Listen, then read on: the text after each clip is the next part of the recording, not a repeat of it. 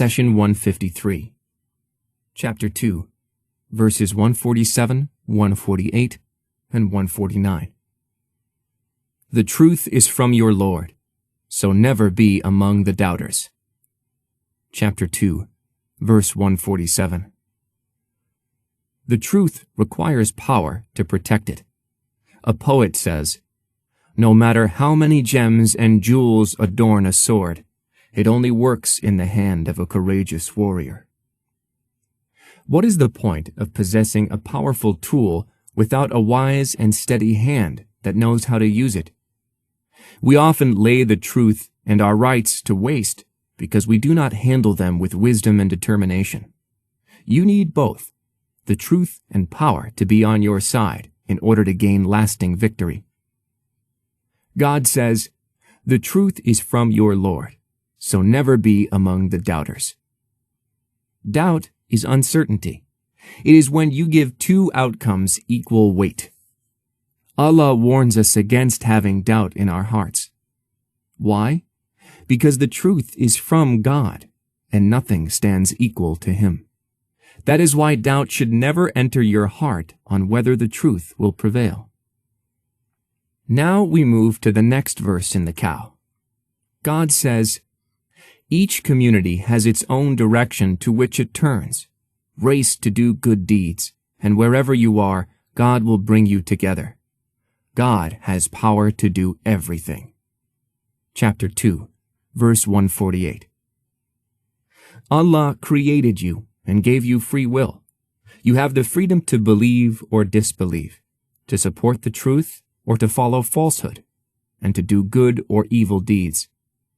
But this freedom is not eternal. It is limited to this worldly life. At the moment of your death, you no longer have a choice.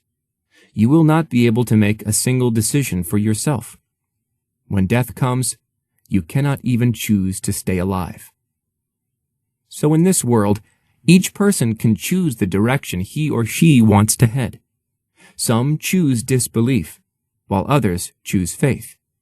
Some prefer obedience, while others practice defiance. Keep in mind that if you choose faith for yourself and you decide to do good deeds, it may not be enough. God advises you to race to do good deeds. Why? Because you do not know when you will die. The more good you do before death, the more reward and protection you can gain. Thus, Allah reminds you that none will escape death. It is one of life's absolute certainties. He says, "Wherever you are, God will bring you together. God has power to do everything." There is no place in the universe where you can hide from God or be outside His knowledge. Allah knows the place of each individual part of your being, and He will resurrect you, as the following verse affirms. "On the day we make the mountains move, and you see the earth laid bare, and we gather them together, not leaving out a single one of them." Chapter 18, verse 47. And in another verse, "We know very well what the earth takes away from them. We keep a comprehensive record." Chapter 50, verse 4. Based on this, the only logical and beneficial course of action is to follow God's path, do good deeds, and rush towards the Lord. He says, "So flee to Allah. Truly I bring you a clear warning from Him." Chapter 51, verse 50. The only open path before us is towards God. There is no refuge from Him except to Him. It is foolish for the disbeliever and the disobedient to think that he or she can escape from God, or that there will be no accountability for each and every deed on the day of resurrection. The world is full of distractions and entertainment that often blind us from the inevitable fact of death and accountability. People often forget about meeting their Lord on the day of resurrection, where there will be paradise and hellfire. Those who do not accept faith will face disgrace and painful punishment on that day. Even those of us who have faith and recognize the need for good deeds, yet procrastinate, may end up in loss. God advises you to rush toward good deeds, and he ends the verse with a reminder that God has power to do everything. Let's move to the next verse in the cow. God says, "So wherever you may have started out, turn your face in the direction of the sacred mosque. This is the truth from your Lord.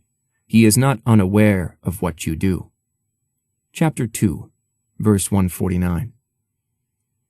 You may have noticed that God emphasized the issue of changing the orientation of prayer in the Quran 3 times within the span of a few verses. This is because Allah knew that changing the Qibla will stir a strong reaction within the believers and take them by surprise. Allah wanted to ease this effect and emphasize that changing the Qibla is a matter of faith.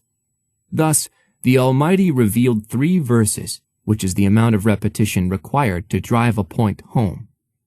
One of the verses was specific for facing the Kaaba for those inside a mosque. The second was for the facing towards Kaaba for those outside the premises of a mosque, while the third verse was for those facing it from all other places. God says, "So wherever you may have started out, turn your face in the direction of the sacred mosque." This verse is a response to the hypocrites, the Jews, and the Christians who tried to question Islam and challenge the Muslims. They claimed that there was no need for the change of Qibla because it did not add to obligation, improve worship, nor increase the reward. The effort which a believer exerts in facing towards the Aqsa Mosque is the same effort required to turn towards the sacred house. So what is the point? They added that if turning towards the Kaaba is the right Qibla, then turning towards Jerusalem in the past was wrong. And if Jerusalem is the correct Qibla, then turning away from it is unacceptable. We answered that all this logic and assertion hold no weight for the believer. Changing the direction of prayers is the command of our Lord. And if God commands us to do something, then as believers, we obey him. He says, "This is the truth from your Lord. He is not unaware of what you do." Allah is comforting the believers not to pay any attention to those around them. This is the truth from God, who is the ultimate truth. Thus, the believer should be in peace and tranquility regarding changing the direction of prayer and regarding any command from the Lord. The Prophet, peace be upon him, said, "Convey my teachings to the people, even if it is only a single verse." Please take a moment to subscribe and to share with your family and friends. Visit us at www.QURANGARDEN.com.